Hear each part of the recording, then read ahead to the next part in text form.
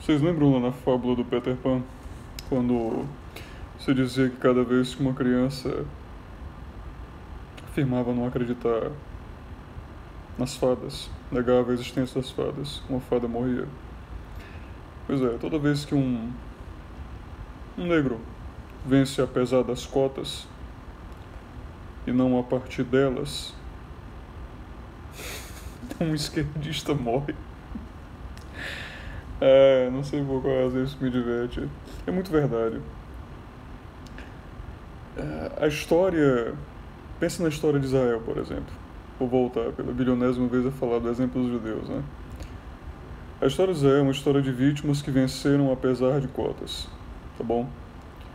Apesar de piedade, apesar de direitos de reparação, etc. Chame-se como se queira. A existência dessa história, ela é um punhal no peito do esquerdista. Ela é uma chaga na amargura e na arrogância do esquerdista, que é intrinsecamente rancorosa, por ser provada, particularmente numa ocasião como essa, cabalmente como desnecessária. Nesse sentido, a esquerda sempre vai ser, pela mesma razão, anti-americana, sempre vai ser anti-israelense, ela sempre vai se expressar anti-vitória, anti-sucesso. Essa é uma das mais importantes fraquezas presentes na esquerda, que é a adversária do Trump. É precisamente a razão pela qual se vê tão hiperbólico o antipatriotismo como impossível de ser escondido. O ódio à simbologia americana encontra um canal de expressão muito eficaz no dogma antirracista. Basta você resumir tudo o que envolve a Constituição, a Declaração de Independência, os intelectuais, os pensadores fundamentais da identidade americana como racistas. A expectativa é que essa mentira, contada infinitas vezes, seja vendida como verdade. Ironicamente, a liberdade de expressão, que é um dos principais pilares da excelência americana, é justamente a blindagem mais eficaz contra a publicidade da estupidez. E quanto mais venenosas, peçonhentas são as tentativas da esquerda de destruir o sucesso, considerando que as suas experiências foram todas maculadas por fracasso, mais inevitável é o holofote, a exposição que as revela.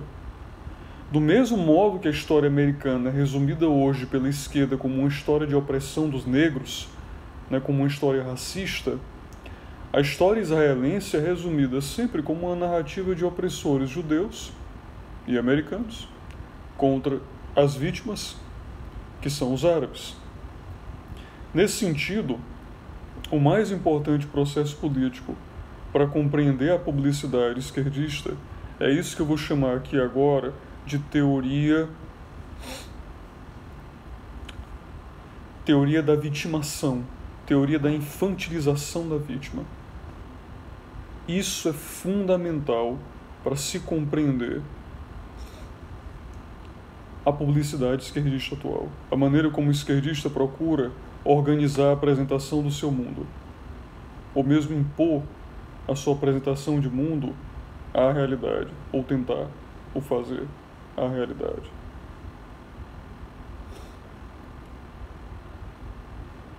Isso deve ser comparável com um processo de infantilização materno, de uma mãe superprotetora,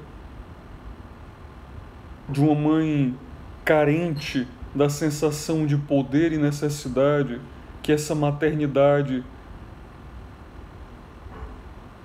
autodestrutiva impõe em violência à criança.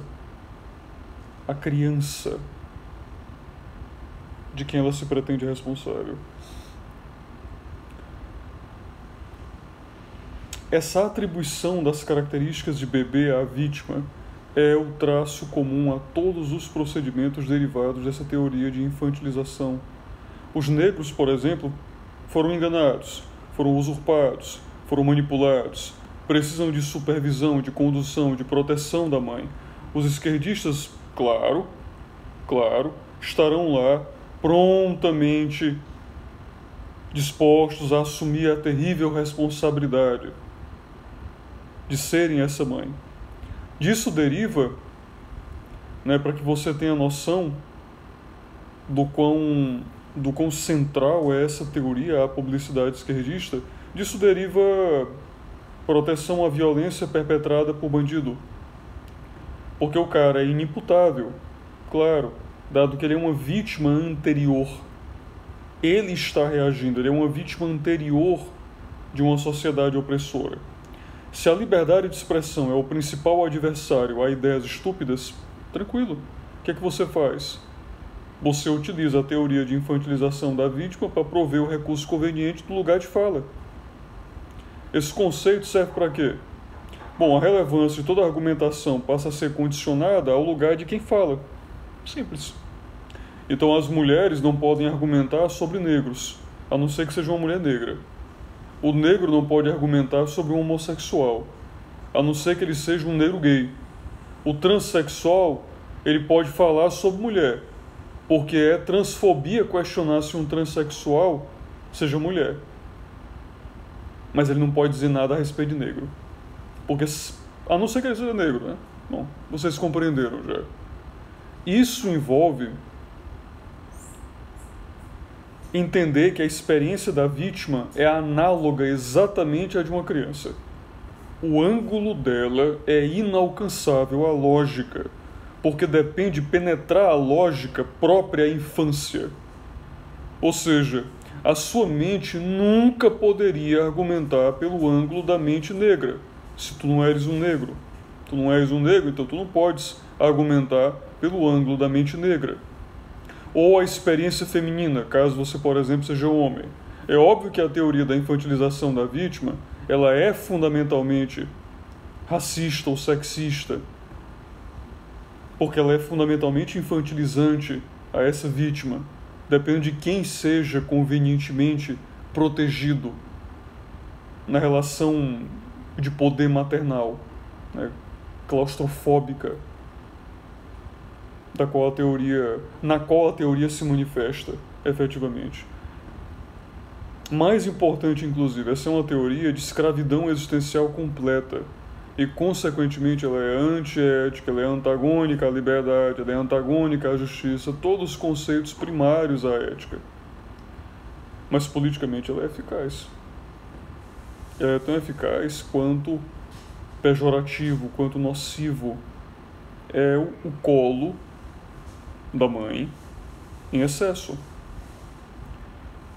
Porque ele retarda, porque ele enfraquece, porque ele idiotiza aqueles que foram aninhados, aqueles que foram infantilizados e presos.